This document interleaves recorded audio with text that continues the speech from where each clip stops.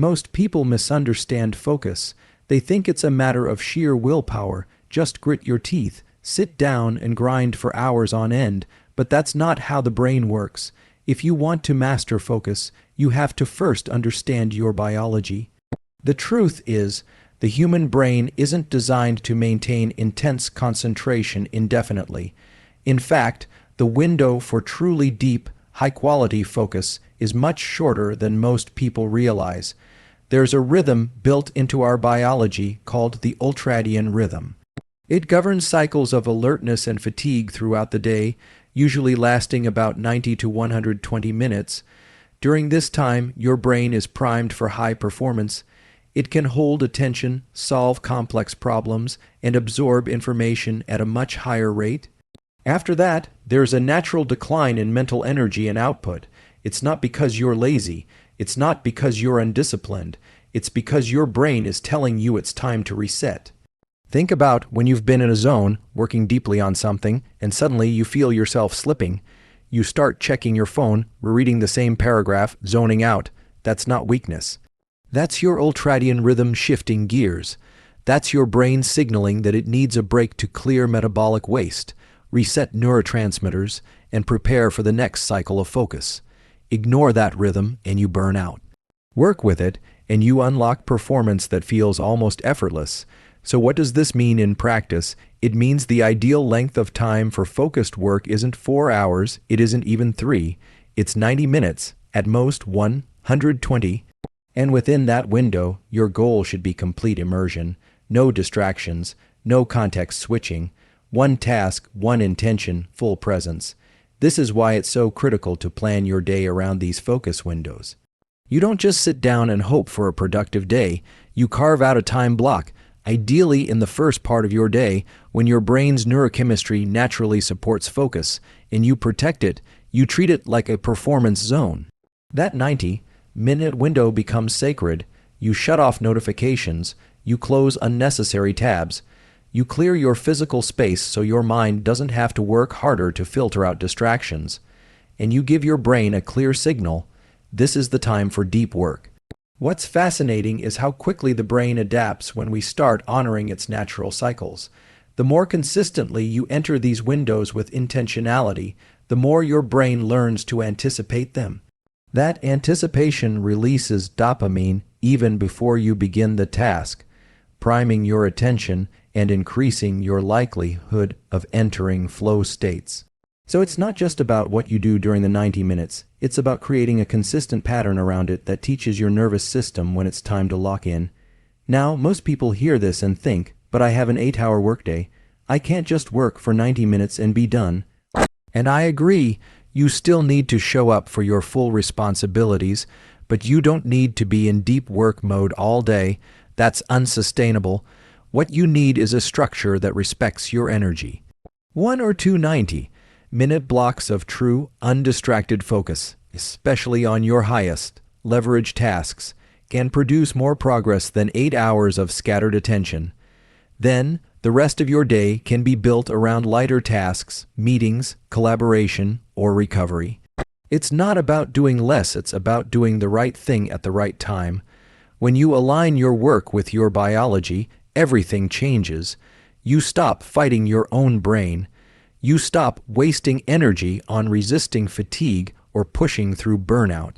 Instead, you start building momentum. You start experiencing clarity, speed, creativity. You move from struggling to focus to becoming a focused person.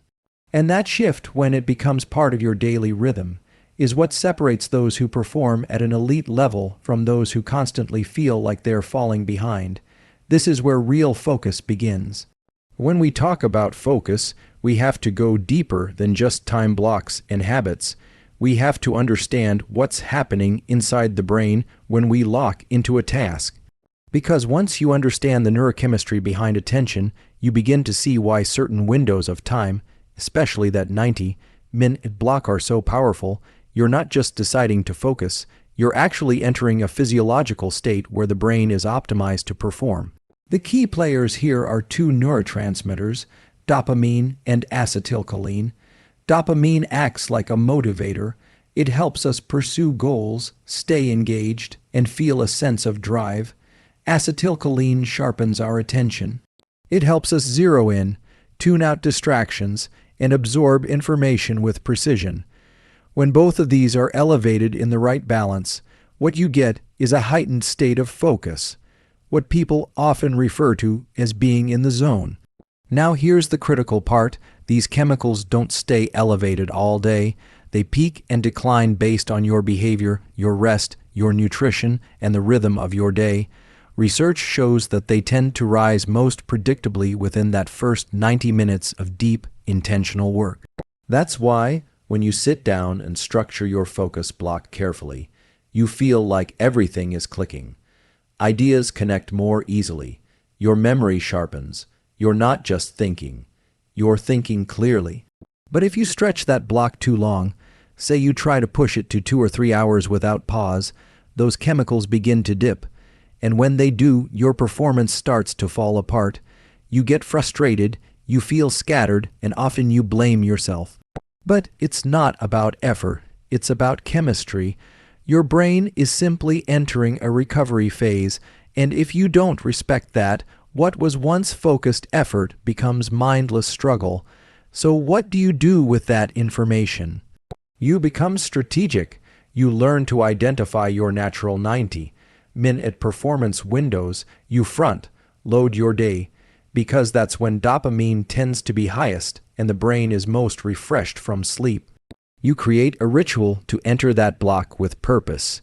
Maybe it's a walk beforehand, or a moment of stillness, or simply closing all tabs and turning your phone off. You signal to your brain, this is the work that matters. During that window, everything else disappears. You give yourself permission to go all in. No multitasking, no checking emails in between. You trust the process, that 90 minutes of deep work, protected and repeated consistently, compounds over time. What starts as a mental discipline eventually becomes a neurological groove. You build new pathways, you train your brain to focus on command, and here's something most people overlook. When you consistently use that peak 90-minute block, you actually raise your baseline for attention. It's like working out. The more you train, the more capacity you build. Focus becomes easier. You don't just get more done. You become more focused by nature. The very architecture of your brain begins to change in response to how you use these windows. Now, some people ask, why not just work in short bursts? Isn't 20 or 30 minutes of focus better than nothing? And yes, it is. But there's something special about 90 minutes. It's long enough to enter deep cognitive states, what we call flow, and short enough to avoid burnout. It gives the brain time to warm up, engage deeply, and finish strong before fatigue sets in. You're not just skimming the surface of your potential, you're diving in. If you want to be someone who doesn't just start things, but finishes them. Someone who doesn't just dabble, but masters, then you need to master the 90-minute block. This is where breakthroughs happen. This is where skills are built. This is where the distractions of the world fall away, and you finally feel what it's like to be fully present with your work. And that's the real secret. Not working longer, but working smarter with intensity and intention inside the windows when your brain is built to win. Most people think taking a break means losing momentum. That if you stop working, even for just a few minutes, you'll fall behind or lose your edge. But that belief is actually one of the biggest barriers to consistent performance. The truth is, your brain needs recovery just as much as it needs effort. And when you learn how to rest the right way, your focus doesn't weaken, it gets stronger. After about 90 minutes of deep, concentrated work, your brain begins to show signs of fatigue. Not the kind of fatigue you can just push through with caffeine or discipline, but neurological fatigue. Your ability to filter out distractions drops, your accuracy decreases, and your reaction time slows. That's not a reflection of your character. That's just biology. And if you ignore that signal and try to keep grinding, all you end up doing is lowering the quality of your output. You work twice as long for half the results, but here's where the shift happens.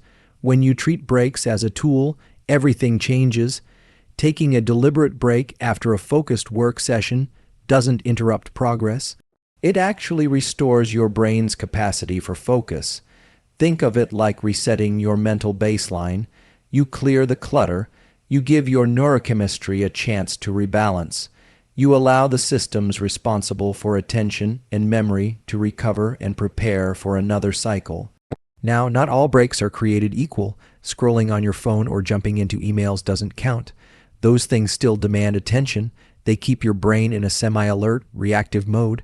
What you want instead is a true cognitive reset. That might mean stepping away from your screen and taking a short walk. It could be lying down with your eyes closed and practicing non-sleep deep rest. It might even be 5 minutes of breathwork or silence. These types of breaks actually drop you out of your analytical mind and into a state where recovery happens. When you learn to integrate this into your workflow, intense focus followed by real recovery, you create a rhythm. That rhythm isn't just sustainable, it's powerful. It allows you to work longer across the day without burning out. You stop relying on stress or adrenaline to get things done. Instead, you're using a cycle of activation and restoration that your brain naturally thrives on. People who operate at a high level, whether it's athletes, artists, scientists, or entrepreneurs, don't stay locked in all day. What they've mastered is oscillation. They know when to push and when to pull back. They know how to align effort with recovery so that every session builds on the last one. And that's the key. Focus isn't just about going hard, it's about knowing when to pause. So, if you want to be consistent, if you want to make real progress without constantly feeling depleted, then learn to take breaks seriously. Treat them as part of the process, not a detour from it. Because when you give your brain the rest it needs, it always gives you more in return. Focus isn't something you're born with, it's something you train.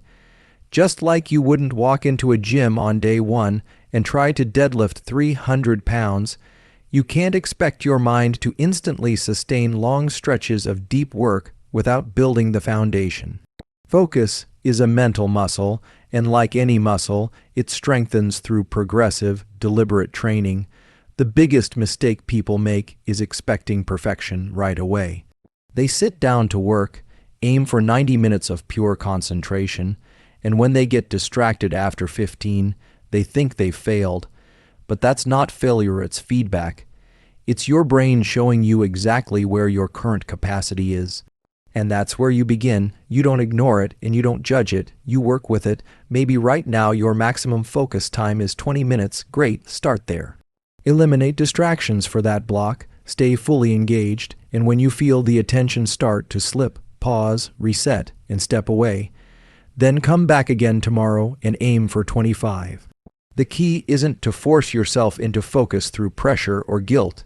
It's to build up that capacity through consistent, intentional reps. Just like lifting weights, you increase the load gradually. That's how you avoid burnout and actually grow. One of the most powerful ways to build this mental strength is by eliminating multitasking. Every time you switch between tasks, whether it's checking your phone or flipping through tabs, you're depleting cognitive energy. Each switch comes with a cost. It's like starting a sprint, stopping halfway, turning around, and starting another sprint in the opposite direction. You never build momentum. You never find rhythm. But when you commit to one task, one input, one intention, you train your brain to stay with the work, to stay in the zone. That's the rep that counts. Over time, what starts as effort becomes habit. Your mind gets more efficient.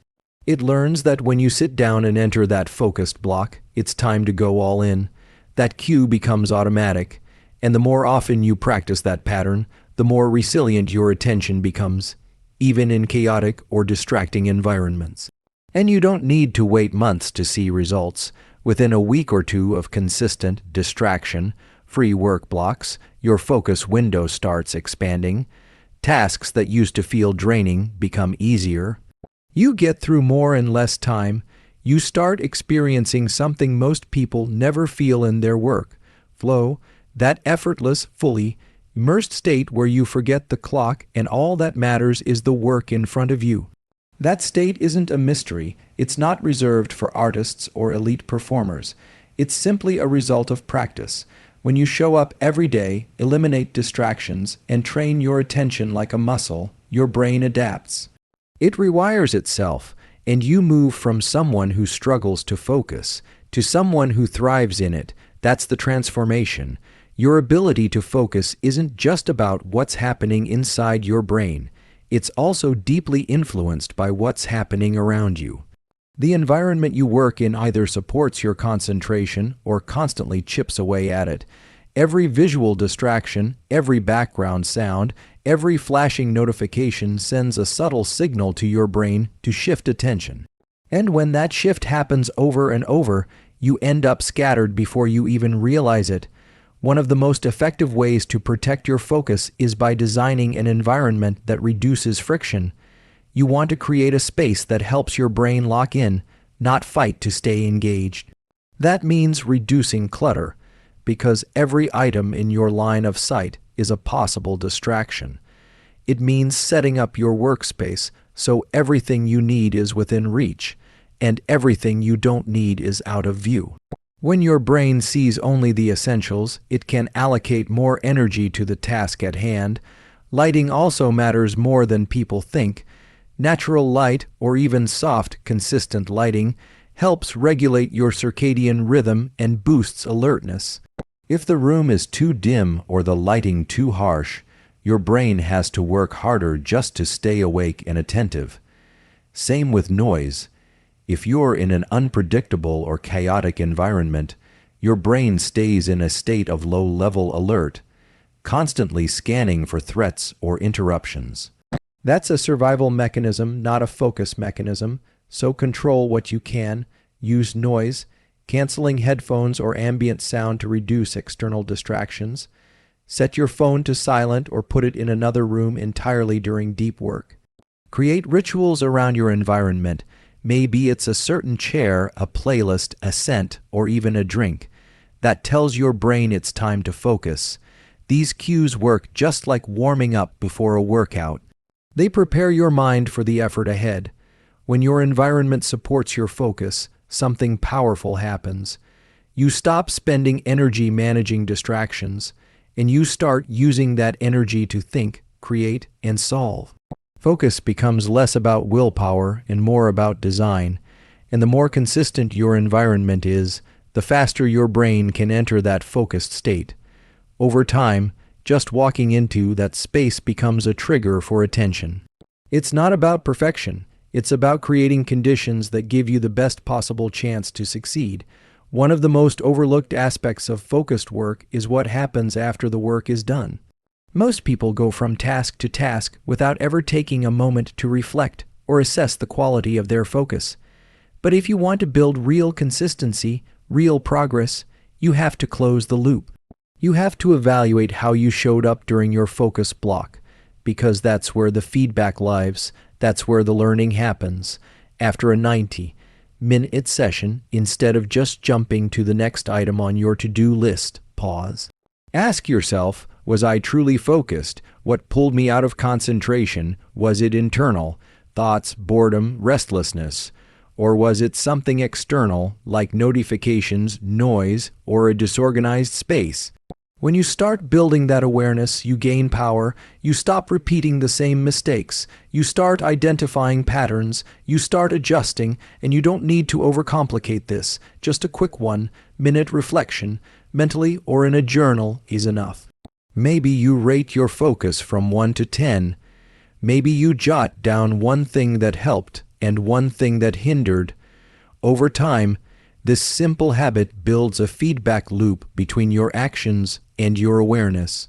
That loop becomes a powerful system for self-correction. You evolve faster. You adapt with precision. What's even more important is that this process builds self-trust. When you finish a block of focused work and reflect on it, you start seeing the compound effect of your efforts. You begin to realize that the quality of your attention matters more than the quantity of your hours. That clarity shifts your mindset. You stop chasing productivity for its own sake and start aiming for depth. For progress that's real and sustainable, reflection also helps you adjust your plan. Maybe you realize a certain time of day doesn't support your focus. Maybe you find out that one environment drains you more than another. Instead of guessing, you're learning from direct experience. That's where real mastery comes from. Not theory, but practice, trial, observation, adjustment. So don't treat focus like a single moment. Treat it like a cycle. Prepare, execute, and then reflect. That final step is where you learn what works for your unique brain, your unique rhythm. And when you do that consistently, focus stops being an occasional achievement and starts becoming who you are. The ability to focus isn't a gift, it's a skill, one that can be shaped, trained, and refined with consistency and intention. When you understand how your brain works, when you respect the natural rhythms of attention, when you design your environment, take strategic breaks, train your mental stamina, and reflect on your progress, you're not just working, you're building a foundation for excellence. In a world that constantly pulls at your attention, your ability to focus deeply may be the most valuable edge you have. Treat it with the respect it deserves, and it will unlock levels of clarity, creativity, and achievement you didn't think were possible.